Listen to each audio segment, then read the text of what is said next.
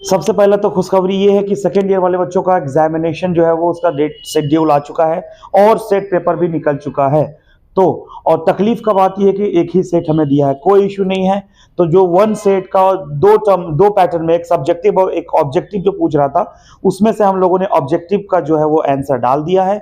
अगर आप वो वीडियो नहीं देखे तो मैं इसी वीडियो के डिस्क्रिप्शन में लिंक डाल दूंगा, वहां से आप चेकआउट कर सकते हैं। अब चलते हैं हम लोग जो है वो सब्जेक्टिव का जो है वो क्वेश्चन आंसर देखते हैं, question with answer, no issue guys.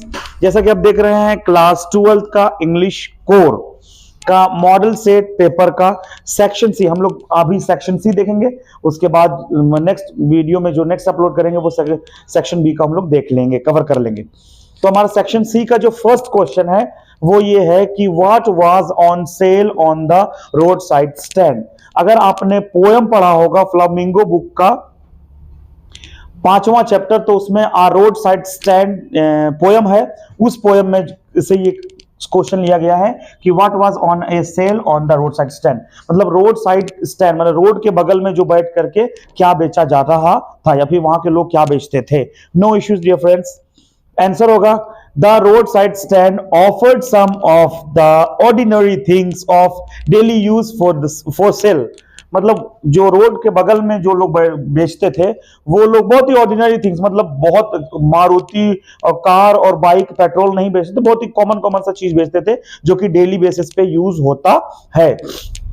They included wild berries, और वे लोग जो है वो जंगल में जो जामुन वगैरह पाया जाता है ना, मतलब बैर वगैरह जामुन वगैरह वो बेचते थे।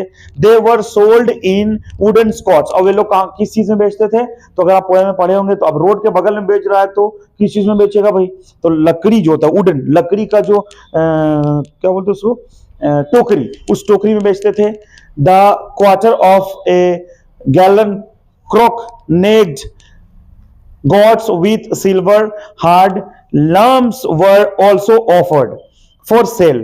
और क्या बेचते थे एट द रोड साइड, और रोड के बगल में वुडन लकड़ी के टोकरी में बेरी जामुन तो बेचते ही थे, मगर उसके साथ साथ जो है वो लंबे क्रॉक्ड नेक्ड, तो लंबा लंबा गर्दन वाले सब्जियां भी बेचा करते थे, जैसे कि फॉर एग्जांपल आप लौकी समझ लीजिए, खीरा समझ लीजिए, मतलब लंबे लंबे गर्दन वाले जो सब्जियां होते थे, मतलब हरी भरी सब्जियां। नेक्स्ट क्वेश्चन हमारा है question number B, who was Rajkumar Shukla, why is he described as being रिसोल्यूट।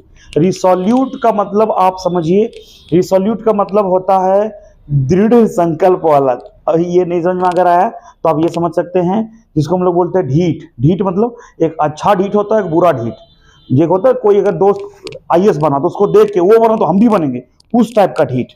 तो और ये सवाल जो है वो बहुत ही ज्यादा इंपॉर्टेंट रहता है आपके एग्जामिनेशन के पर्पज पे। उम्मीद है कि एग्जाम में आ रहा है आपका। हु वाज राजकुमार शुक्ला, राजकुमार शुक्ला कौन था, तो Rajkumar Shukla was a peasant of Champaran. Champaran का एक छोटा मोटा किसान था। ये इंडिगो चैप्टर 5वां नंबर का ये क्वेश्चन है। तो राजकुमार शुक्ला कौन था, तो Rajkumar Shukla was a peasant of Champaran, Champaran का एक छोटा सा किसान था। Why is he described as being resolute, उसको ढीठ क्यों बताया गया है, ढीठ मतलब अच्छा वाला ढीठ, तो he is described as being resolute, उसको ढीठ इसलिए बताया गया है बिकॉज क्योंकि he was not ready to leave Gandhi's side, क्योंकि वो तैयार, जब गांधी जी बोल दिए कि हम आपके साथ नहीं जाएंगे, इसके बावजूद भी वो गांधी जी का साइड छोड़े ही नहीं। Till he fixed a date, तब तक नहीं छोड़े जब तक कि गांधी जी ने डेट नहीं दे दिया कि हाँ भाई फला तारीख को हम आपके पास जाएंगे।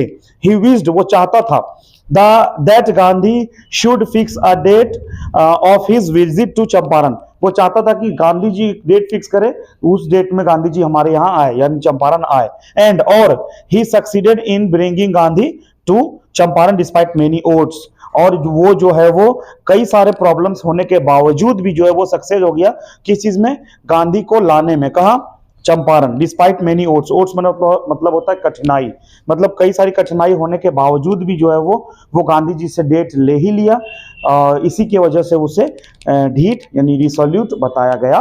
नेक्स्ट क्वेश्चन हमारा है question number C, what type of stories did Jack usually tell his daughter. ये आपका जो चैप्टर है, ये चैप्टर है शुड विजार्ड हिट मॉमी, आपका दूसरा बुक रिस्टस से। तो जो आपका जैक है, ये किस तरह का स्टोरी जो है वो अपनी बेटी को सुनाते थे। तो ये जनरली क्या करते थे कि Jack usually told his daughter a new story. New कोई स्टोरी नहीं था, सिंपल एक ही स्टोरी था, बस उसी को न्यू करके सुना देते, है कि नहीं। तो वही एक बोल रहा है कि Jack usually told his daughter a new story. Jack जो है रोज अपने बेटी को रोज नया स्टोरी सुनाते थे with the little variation of his basic tale. मतलब कि थोड़ा सा वेरिएशन करते थे, जनरली रोज एक ही बेसिक, एक ही कहानी रहता था, बस थोड़ा सा चेंज करते थे। क्या? Tale. Having the certain creature named Roger. सब का कहानी का नाम रॉजर ही रहता था, सिर्फ रॉजर के नाम बाद का नाम चेंज होता था, जैसे रॉजर फिश, रॉजर चिमकुंग, हाँ ये रॉजर स्कंक, सिर्फ नाम थोड़ा सा बदलते थे। हु हैड सम प्रॉब्लम, जिसको एक छोटा सा प्रॉब्लम रहता था, and he used to go to the wise old owl, और वो अपना प्रॉब्लम को लेकर के जो है वो एक बूढ़ा उल्लू के पास जाता था। एंड और the owl told him to go to the wizard. Wizard mean जादूगर, और वो उल्लू जो है वो उसको जादूगर के पास जाने के लिए बोलता था कि भैया आप जादूगर के पास जाइए। एंड द विजार्ड, और विजार्ड जो है वो परफॉर्म्ड मैजिक, और उस पर जादूगर एक मैजिक मारता था, मतलब एक जादू करता था। एंड सॉल्व द प्रॉब्लम, और उसका प्रॉब्लम को सॉल्व कर दिया करता था। मतलब कि सिंपली कहना ये चाह रहा है कि उसके पापा उसको ये सुनाते थे कि रॉजर नाम का एक जानवर है जिसको एक प्रॉब्लम रहता है, तो उस प्रॉब्लम को लेकर के वो एक उल्लू के पास जाता है, उल्लू उसको भेज देता है विजार्ड जादूगर के पास, और जादूगर उसका प्रॉब्लम सॉल्व कर देता है।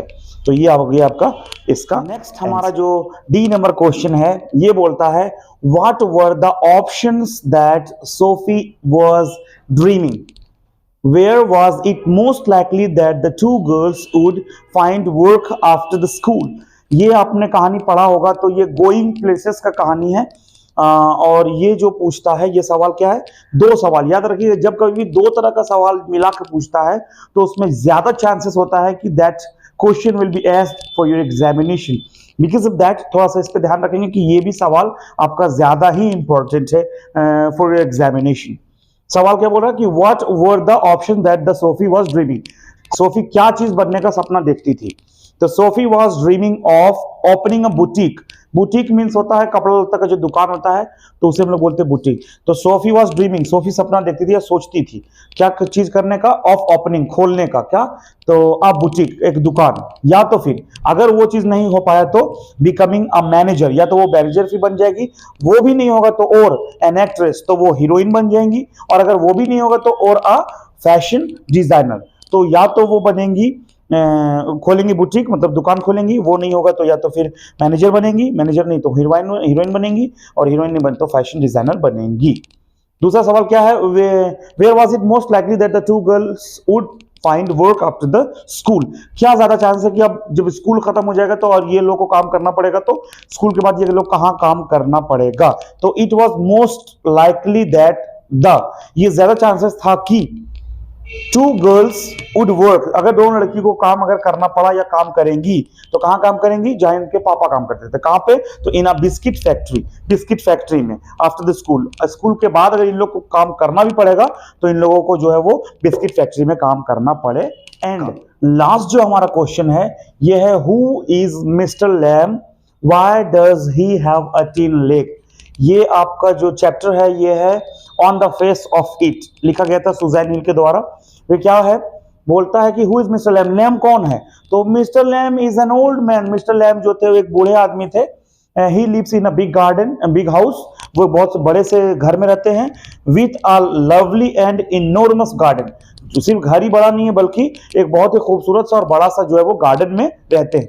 बोलता है मिस्टर लैम कौन है? तो मिस्टर लैम एक बूढ़े आदमी है जो कि एक बहुत ही बड़े और बहुत ही शानदार, खूबसूरत और बड़े गार्डन में रहते हैं। Why does he have a tin leg? अब उनका एक पांव जो था वो टीन का था, तो वही बोला जा रहा है कि उनके पास टीन का लेग क्यों था?